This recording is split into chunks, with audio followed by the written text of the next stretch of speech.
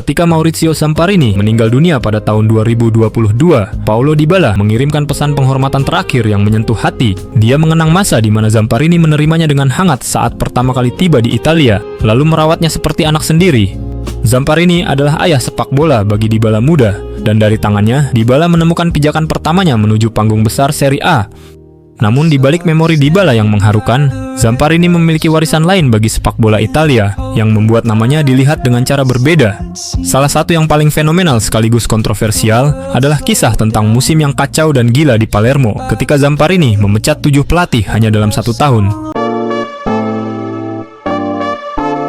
Musim 2015-2016 dimulai dengan optimisme di Palermo. Klub yang baru saja kembali dari Serie B itu datang dengan semangat segar, apalagi mereka baru saja mendapatkan suntikan finansial besar dari penjualan Paulo Dybala ke Juventus. Maurizio Zamparini, sang presiden flamboyan yang mengambil alih klub sejak 2002, sudah terlalu sering merasakan naik turun kasta bersama Palermo, hingga klub ini dijuluki tim Yoyo Italia. Di awal musim itu, Zamparini menaruh harapan besar bahwa kali ini Palermo bisa lebih stabil dan bertahan di Serie A agar tidak lagi menjadi korban siklus degradasi promosi yang melelahkan. Sayangnya, harapan Zamparini langsung gugur sejak awal musim. Palermo yang diharapkan stabil justru berubah menjadi tontonan absurd.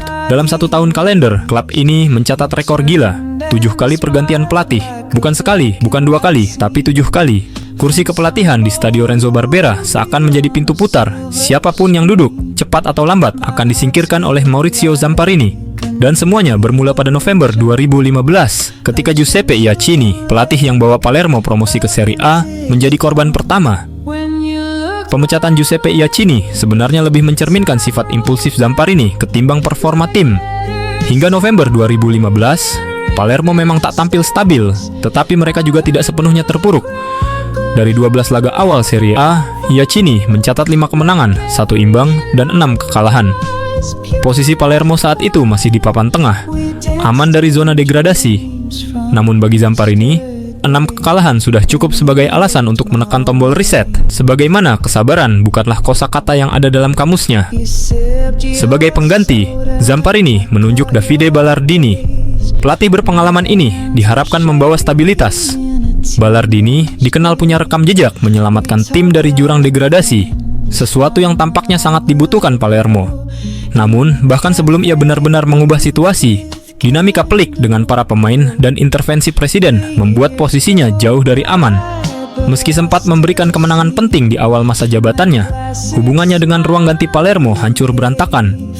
Perselisihan terbuka dengan para pemain, terutama Kapten Stefano Sorrentino, membuat suasana tak terkendali. Pada Januari 2016, hanya sekitar 2 bulan setelah diangkat, Zamparini kembali menarik pelatuk dan Ballardini pun dipecat.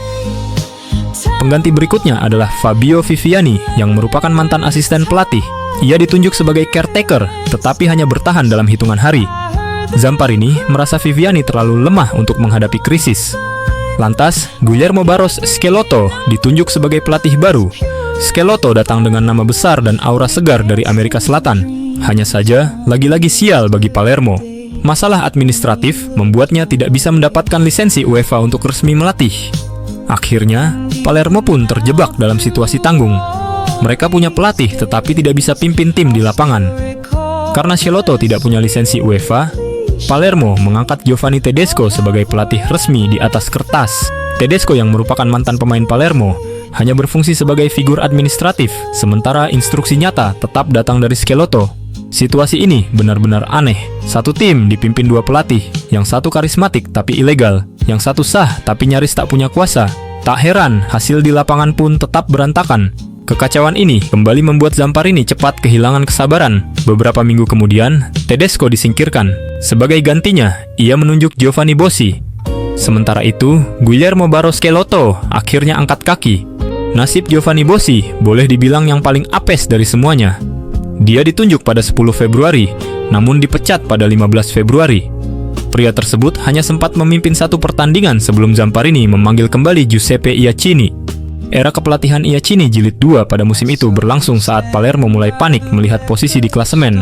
Zamparini berharap kehadiran Iacchini mendorong kembali performa timnya. Namun, Iacchini lagi-lagi gagal memberikan stabilitas. Untuk kali kedua, dia dipecat lagi.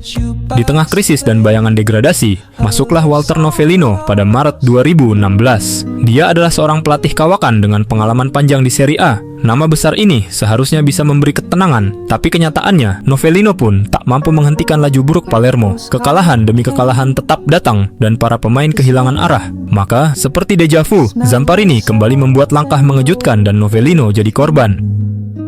Di bulan April, saat Serie A masuk periode akhir sementara posisi Palermo semakin terpuruk, Zamparini justru sekali lagi memanggil pelatih lama yang pernah ia pecat sebelumnya di musim tersebut.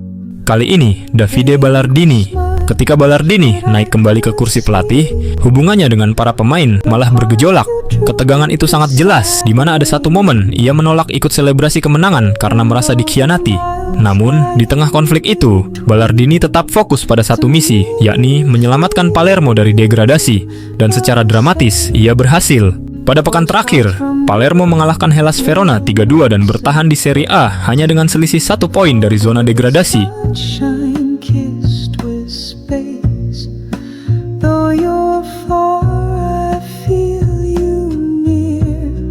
With every word you reappear, I read them slow, I keep them close, each one a thread of love and hope, a vintage kind.